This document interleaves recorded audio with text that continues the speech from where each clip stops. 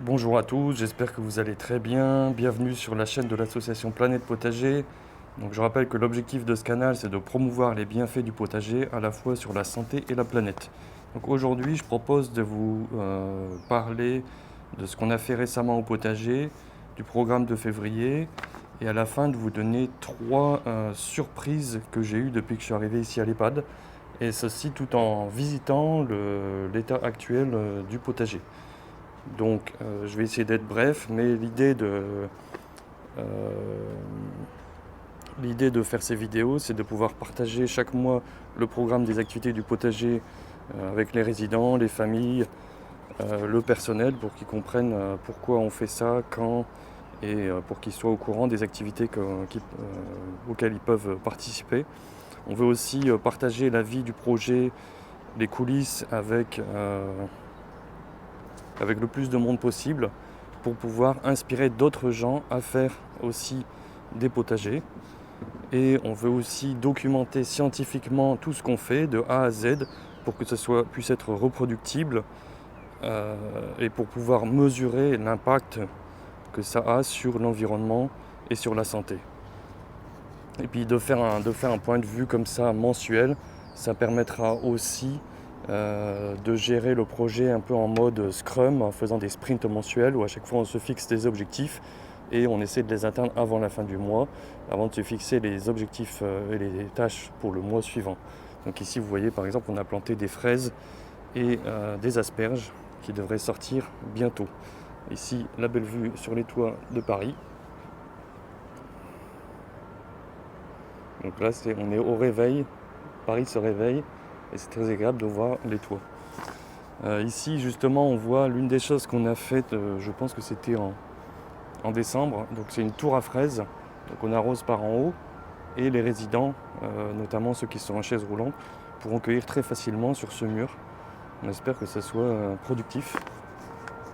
Alors ensuite, donc pour faire le point de ce qu'on a fait très rapidement en novembre, on a fait beaucoup de fabrication de jardinières autoconstruites comme celle-ci, à partir de cajots et de matériaux récupérés auprès de l'association Muto. Donc celles-ci vont servir surtout à faire pousser des fraises et des asperges, mais on pourra faire pousser d'autres choses dedans après.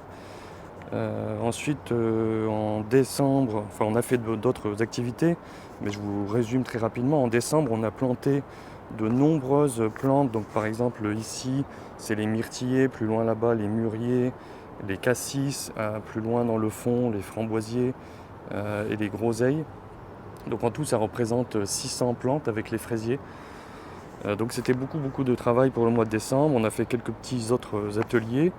Ensuite en janvier, on a fait un atelier de design sur le potager en permaculture, la planification, l'assolement, la fabrication de bordures, comme vous voyez ici, des petites bordures en cageot en bois pour éviter que les feuilles du paillage s'envolent avec le vent et pour éviter que les résidents ne marchent sur les plantes.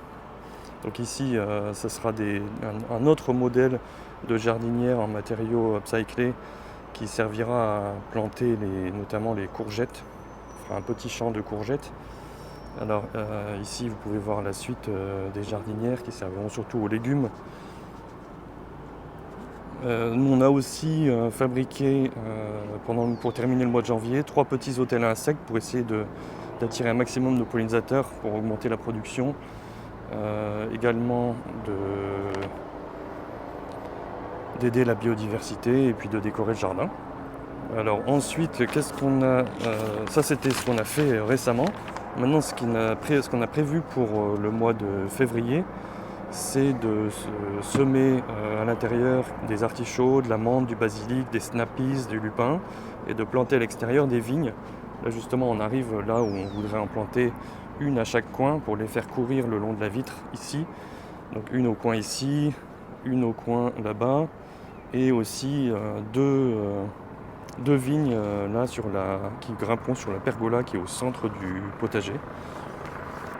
Qu'est-ce qu'on fera d'autre en février? On va faire une exposition des dessins que les résidents ont fait pendant l'hiver pour se projeter sur le potager du printemps. Donc on fera l'exposition dans le hall d'accueil en bas. On est en train de rénover le bois. Ici, vous voyez, la terrasse était en bois, elle était assez glissante. Donc ce week-end, on l'a brossé pour enlever la mousse. Et la semaine prochaine, on pourra mettre un peu de saturateur pour le rendre plus durable et éviter que ça glisse. Et l'atelier que moi j'attends avec impatience pour le mois de février, ça sera la fabrication d'une petite tour Eiffel qui servira de tuteur à tomates. Donc j'ai vraiment hâte de fabriquer ça avec les résidents. Alors ici on peut voir le petit sapin de Noël qu'on a récupéré dans la rue en racines vivant. Donc on va le ressusciter parce qu'il était mal en point et le garder jusqu'à Noël prochain pour avoir un petit sapin. On pourra le décorer, ça fera une belle décoration de Noël. Donc si vous êtes resté jusque là, qu'est-ce qu'on va faire d'autre? Juste pour vous dire très rapidement, en mars on va commencer vraiment la grosse période des semis. Donc on sèmera à l'intérieur les tomates, les diverses tomates, les tomates cerises, les tomates cœur de bœuf, le basilic, le snap peas. On va aussi faire germer des chayotes et semer du tournesol, du maïs doux. On prévoit aussi de semer à l'extérieur la coriandre, les épinards, les fleurs pour les pollinisateurs et faire un jeu quiz avec les résidents sur les familles de légumes. Donc voilà pour le programme à venir. Pour terminer, ce que je voulais partager, c'était les 3 surprises, les 3 choses qui m'ont surprise depuis que je suis arrivé à l'EHPAD. Donc la première, j'ai été vraiment surpris par l'énorme enthousiasme de tout le monde dans l'EHPAD. Le personnel, de la direction, tout le personnel, les résidents, les familles, tout le monde est vraiment ultra heureux qu'on soit en train d'installer ce potager. Vous ne pouvez pas imaginer à quel point ils sont enthousiastes et reconnaissants, c'est vraiment incroyable. Le deuxième point que j'ai noté qui m'a surpris, c'est que le travail a avancé beaucoup plus vite que ce que je pensais. En fait là, ça représente un énorme travail. Mais je pense que les raisons qui ont fait que ça a été très vite, c'est justement que tous les résidents sont super motivés pour m'aider. Et 2, le fait que tout le monde soit tellement content de ce qui se passe, ça donne une énergie folle pour faire avancer le projet, pour travailler. Et là, par exemple, dans cette mare, il y a un petit poisson rouge. Et les résidents adorent venir voir si le poisson est là. Donc ils peuvent s'asseoir ici pour se détendre et regarder, bientôt voir des petites libellules. Après, l'avantage, c'est que ça va permettre d'attirer des pollinisateurs, de favoriser la biodiversité et puis de créer vraiment un lieu de détente. Bon, là, on voit que j'ai mis un peu de nourriture pour les poissons. Donc ils ont dû faire un bon repas hier soir. Il se cache en général parce qu'il a peur.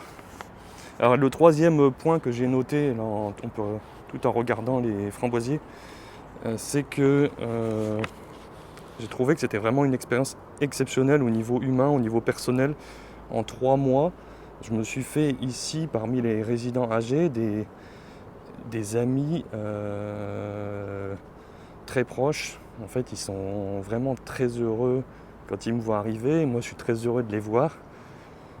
Et ça me touche énormément quand je vois par exemple leur sourire quand ils me voient arriver, ou leur sourire quand ils jardinent, ou quand je les fais arroser.